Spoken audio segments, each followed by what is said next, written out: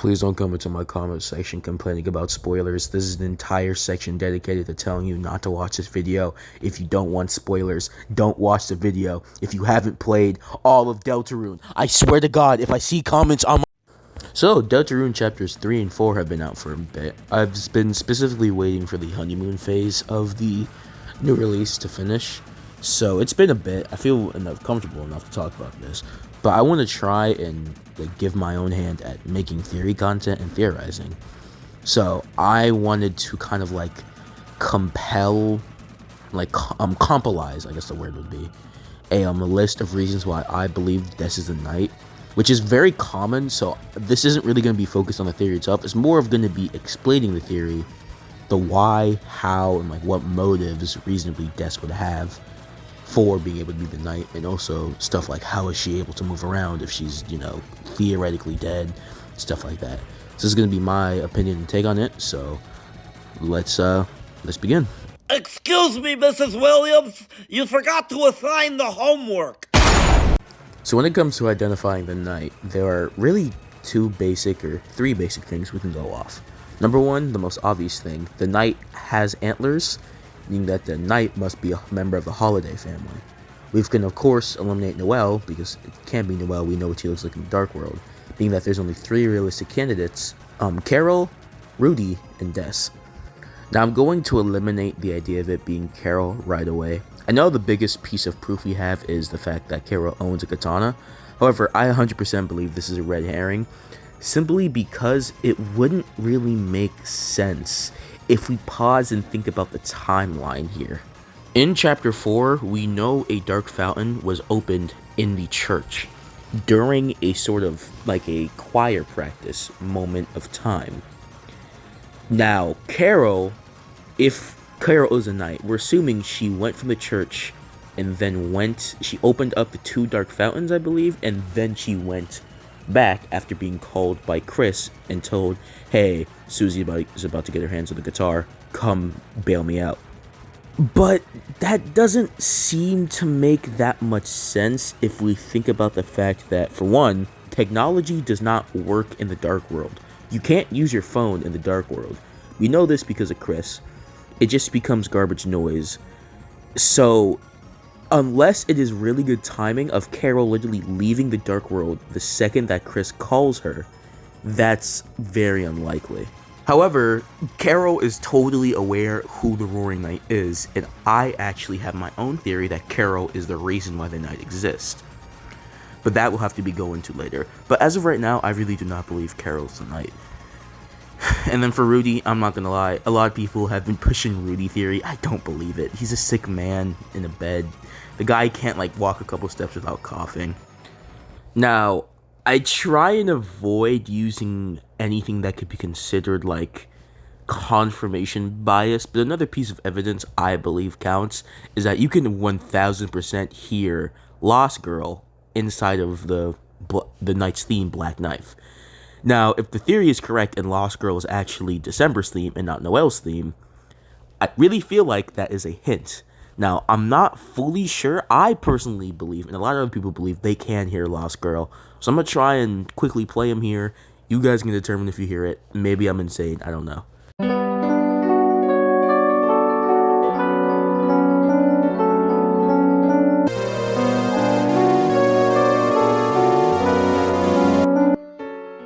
Technically speaking, that's not really confirmation of much, considering the fact that even if it is another one of the holidays, Lost Girl being in there would make sense, because all of the holidays have connection to DESS. However, I do feel like that's a lot of strong evidence for why it would be DESS, at least in my personal opinion. Now, here's for some more concrete evidence. For one, we see the Roaring Knight hold what looks like a bat and transform it into their trademark sword. Now, at first, I thought, wait, is that really a bat or am I tweaking? Until I remembered, oh yeah, items can transform in the Dark World. We see this with Chris, turns into a shield and everything. Meaning that the bat turning into a sword is not that absurd. It's not that crazy. It's something that could happen. Next, when the knight does its roaring animation right before you end up fighting them, you see their rib cage like they're some sort of corpse or transformed person who is not alive And who is the only person in Deltarune who is currently unknown?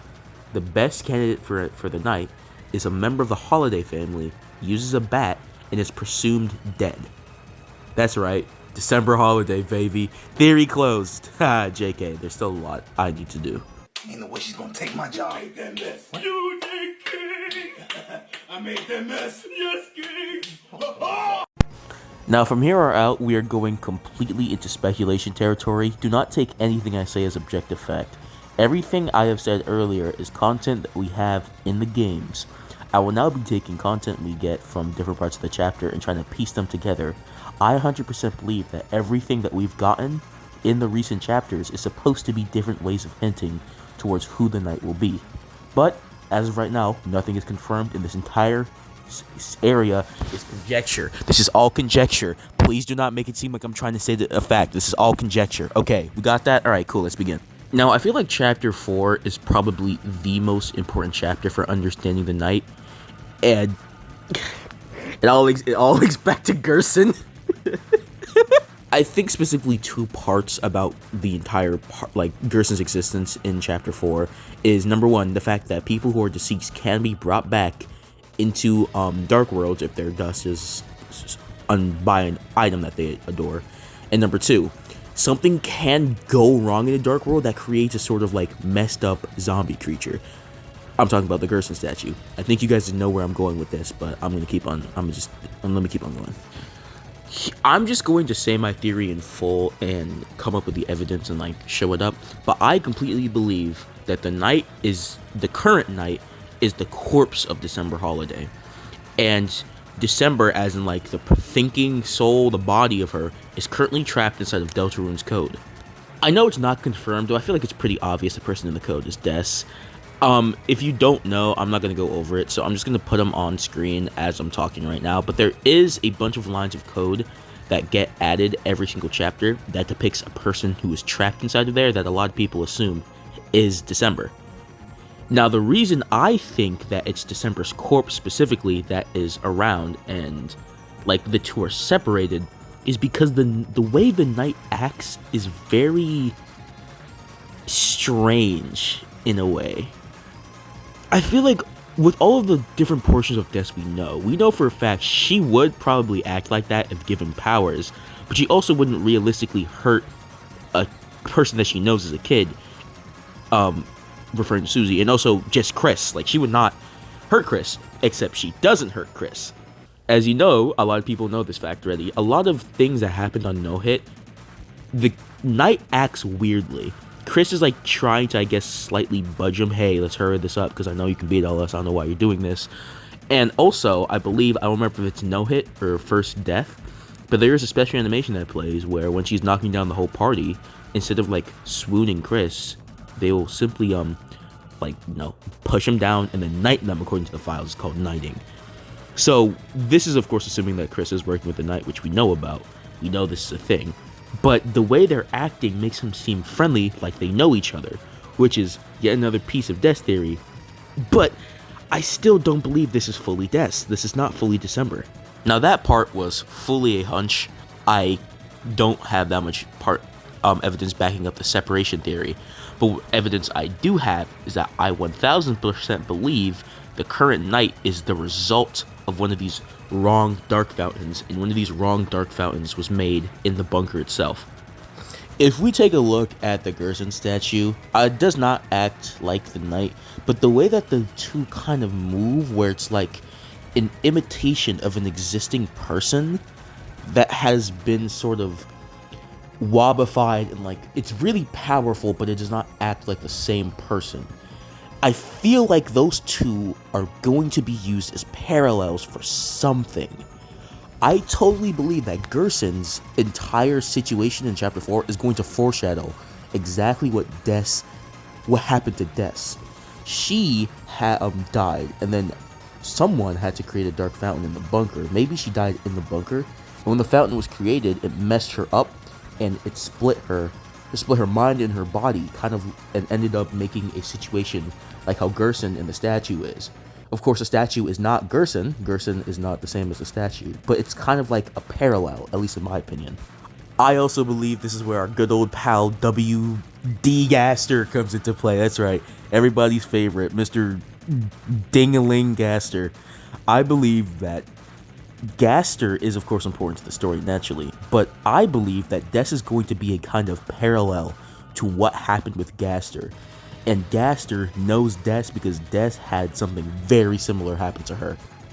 If you somehow don't know who W.D. Gaster is, just to simplify it, in Undertale, he was a former royal scientist who made a mistake and fell into his own creation called the Core, and was shattered across time and space. I 1000% believe that happened to DESS. DESS died. Someone tried to use the Dark Fountain to bring her back, and it shattered her across time and space. So her main body, which is a corpse, is being used as the Knight, while her mind is stuck in the code. So that's like my main idea. Now the question is, how in the world is DESS going to be moving around? The Knight is obviously a lightener, and if you pay attention in every chapter, there's these things called like the closets. Every single Dark World you go to has a closet that could be hidden in. So we're assuming that the Knight is there, like observing the actions, and a large person can fit in there. So how could DESS realistically be there? Especially considering, you know, if she's dead, a corpse can't be walking around. Or can it? Here's where I'm getting really crazy. I believe DESS is now a goner, which is probably an absurd stretch, but just hear me out. What if you become a Gaster follower, you become a goner? What if something similar happens to you when you become a follower of Gaster?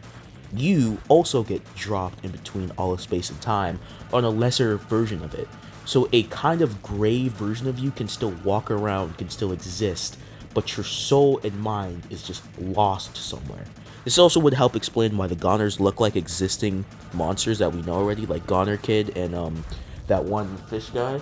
But they still can, like, you know, walk, they can still talk. Maybe Goners are different versions of those existing people who decided to either follow Gaster or accidentally had the same fate as Gaster and were reluctantly becoming followers of him because they have no choice. They're in the exact same situation as Gaster. So to kind of lay out my theory so far, I believe that DESS didn't really die but instead became a goner. After she became a goner, her body and mind were kind of separated in between the game and the code of the game. Her consciousness, the her that's like, you know, makes DESS her personality, is stuck inside of the game while her normal body is currently a goner. She either died or is a goner, but she's definitely exists. Her body can be moved around. Now, sure, that's all fine and dandy, but the question is, if I believe that she is a weird mock version of, like, DESS that was made from a dark fountain that went wrong, who created the fountain? That is where Carol Holiday comes in. Now this area is going purely into just what is basically fan fiction, but I strongly believe that the reason why Carol is so protected of the bunker is because Carol created the Dark World in the bunker with her black katana to try and save DESS. She either found the goner version of DESS, she either found her corpse, whatever it is, she found something involving DESS in that bunker and she lost it. I believe that she, either accidentally or purposely by getting information from Gaster or somebody else in the town, created a dark fountain to try and revive DESS. Instead of reviving DESS, that created the Roaring Knight. The Roaring Knight then, either from information someone else gave her or information Gaster gave the Roaring Knight, told Carol, hey, we need to create a bunch of dark fountains because that would permanently bring back DESS. Lying to her, obviously. Now, that's all fine and dandy, but why would Gaster or the Roaring Knight want to create the dark fountains? That could be another theory, and I 100% believe that has something to do with Homestuck. I'm sorry, yes, I believe that, but yeah, okay, I see you guys are serving breakfast. Could I get a We little... are not.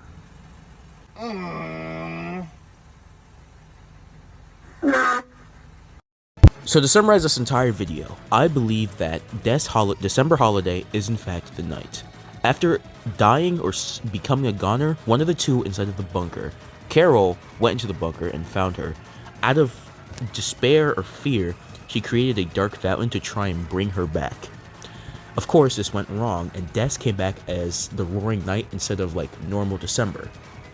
This split her mind into two, where the current December is stuck inside of the code, while the weird, messed up version of her is in the real world.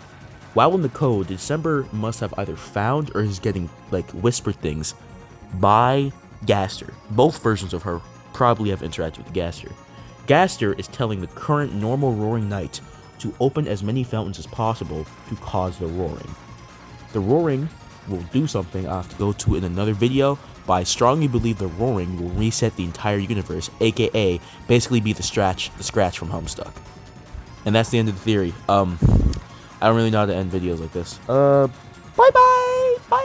Let me know if you like the theory. I might do more theory videos. Like I said, I want to do another theory on why I believe that the end of Deltarune is probably just gonna be a giant Homestuck reference.